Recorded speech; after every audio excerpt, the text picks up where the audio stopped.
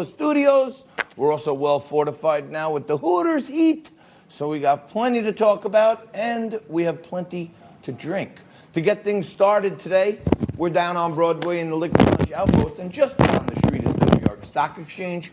And you may remember going back to the end of last week when the Dow was down 600 points on these China fears.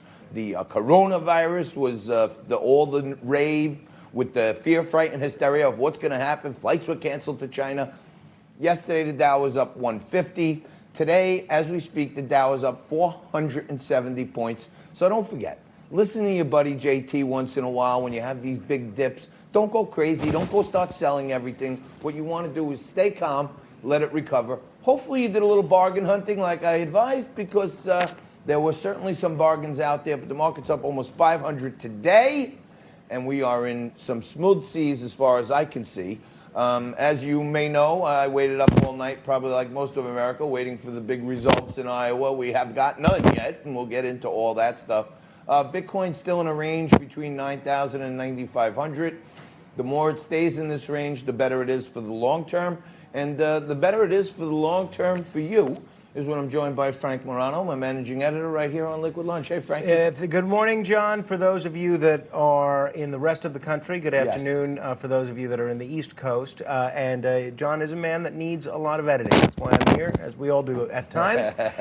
Now, today's a banner day. Although I am unmanageable. So That's managing true. editor That's is right. a very difficult right. position. That's for sure. So today is a banner day, a huge day news-wise. The State of the Union address tonight. That's the sure. still undetermined results of the Hawkeye, which we hope to bring you as soon as they release it. It is interesting that initially they said they were going to have the results today. Now they're saying they're hoping to have the results today. So if you're Bernie Sanders, you could pretty much see the handwriting on the wall. But it's another day today, and that is precisely what I'm speaking, frankly, about.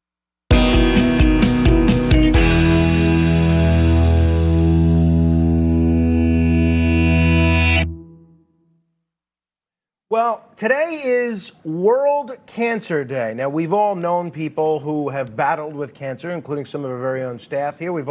Many of us have had family members that have battled cancer, some successfully, some not so successfully. And it was very interesting on Good Morning America this morning. Shannon Doherty came out and said she's been waging a 5-year battle with breast cancer, but what really hit home to me as a person that works in talk radio and a lifelong devotee of the medium is the fact that Rush Limbaugh announced to the world that he has advanced lung cancer. Now, I'm not a doctor, but my understanding of advanced lung cancer is that means it has spread beyond just one lung to the other lung or outside of the lung. So it's pretty serious. It is an awful diagnosis. And you're going to hear a lot about Rush, not only on our show today, but in the media cycle, focusing on Rush as a political person. Well, I could tell you, I view Rush, and I think he views himself this way. I've never met him, but I view Rush as one of the most gifted entertainers in history. I will tell you, I will never forget the moment I decided I wanted to be on the radio. I was listening to Rush Limbaugh, and I heard him pronounce Humpback Nova Scotia. And I had never, ever heard someone on the radio talking about serious topics intentionally mispronounce a word. And from the moment that he said Humpback Nova Scotia, I was absolutely hooked, and I've been listening on a regular basis ever since. The thing that Rush's critics don't get about him is that he is somebody that is incredibly funny and incredibly entertaining. His critics think he's doing a conservative show. No, he's doing a show, and he happens to be conservative. Now, Rush Limbaugh absolutely saved AM radio. The AM band would cease to exist but for Rush Limbaugh. Remember what was happening in the country at the time that Rush began his show and then went into national syndication. There was music stations on AM radio. They were flipping formats. They didn't know what to do. The music was all moving to FM. But for Rush proving that talk could be a viable format, AM would cease to exist. And those of us that are on AM radio or that listen to it, we all know that AM radio stands for active-minded. And the last thing I'll say about Rush, and I hope and I wish him the best. And his brother's been a guest on this show, and I'm thinking about his family, and he certainly will be in my prayers, as I hope he'll be in yours. Is Rush could do a show about anything. He happens to do a show about the news and politics, but every Super Bowl he used to do a football show, and it was the most entertaining sports show I'd ever heard. Now, if you want to know how far Rush's history goes back as a showman, Rush did not start out as a talk show host. He actually started out as a DJ. This was in between being director of ceremonial first pitches for the Kansas City Royals. Here's a clip of a DJ who now calls himself Rush Limbaugh from 1974, a DJ known as Jeff Christie. Listen to this. Where the good times roll. 14 KQB. 14 KQB. 14 KQB. KQV, Pittsburgh. 14K. 903 and 14K on the award-winning Jeff Christie Rock and Roll Radio Show with fun and frolic for all. Some of you, no doubt, still wondering what award I have won. I'll tell you, none other than the Marconi Award for Excellence in Broadcasting. Excellence in broadcasting. Some trends continue even 40 years later. Thinking about you, Rush, all of us that are in this format, whether it's talk radio or cable news, all of us owe Rush Limbaugh a debt of gratitude. And wherever you fall on the radio spectrum or on the political spectrum, I hope you'll be thinking of Rush. Yes, indeed. And Frank, it's unfortunate, but there is some stuff out there about the 5-year survival rates on lung cancer that's regional, being somewhere between 40 and 60%. So let's hope that, I'm sure Rush can afford to get the best of medical treatment. So best of luck and get well soon there, Rush. And all the more reason, John, that you should quit smoking today. That's a very, very good idea. If I was not an addict, I would, but I'm an addict. So there's not really much I can do about it. Rush was an addict. He was addicted to OxyContin, and he was able to overcome his addiction to OxyContin, which actually helped cause his own hearing loss. And if he can do that, I think you can give up cigarettes. Well, I may, but I was smoking like a chimney last night, waiting for the results to come out from Iowa. This was the big day. We were all going to find out about who's in the lead, where does Joe Biden stand. And around 11, they were saying, well, it's weird, we haven't got anything, Frankie. And then 12, they're like, oh, here we have some. Iowa, this crazy caucus theory here, okay? I don't even know why we're still doing it, but we are, okay? They switched over to this new app, okay? And if you ask me, when the numbers started coming in, and they saw Joe Biden in 4th and 5th place, and the word started to trickle out to the app developers that Bernie was in the lead, something went down just like this. Telling us absolutely everything? Not exactly. Bernie Sanders won Iowa.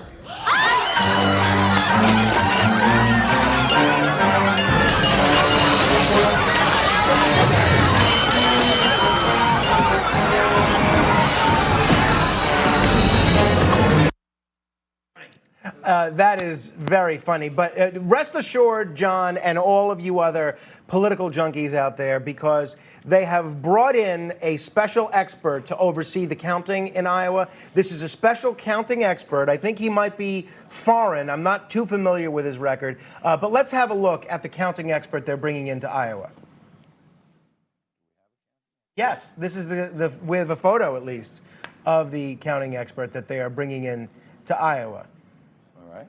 Well, maybe we don't have that photo, but I would think you could bring in a chimp because there were, in 2016, there were 170,000 total votes cast in the caucus, and there are 1,700 polling booths, so that equates to about 100 votes per polling station. So why not just go back to the old-fashioned method of counting the votes? You got 1,700 places with 100 votes in each one. Go count them hand by hand. Why is there still no numbers 12 hours later, 14 hours later? Why can't we get a count? Yeah, you know what it is interesting?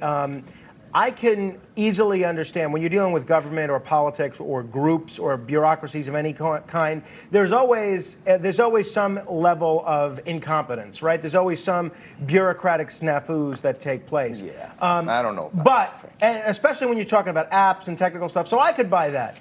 Here's what I find very suspicious: is that just 2 days before the Des Moines Register poll and the CNN poll, it disappeared. They refused to publish the canceled the result. poll. So those two, and all this happens to be happening at the same time that the DNC is talking about changing the rules so that they can steal the nomination from Bernie Sanders. So those three issues combined, it's almost Epstein-esque. You know, you could almost understand that Epstein killed himself. Let me give you one more to add to that cacophony of weirdness, but apparently, the company that made the app that they used, reported by the Los Angeles Times, the app developer that was used for last night's caucus tabulations was the company that did it was started by none other than some Hillary Clinton campaign veterans. These are the people,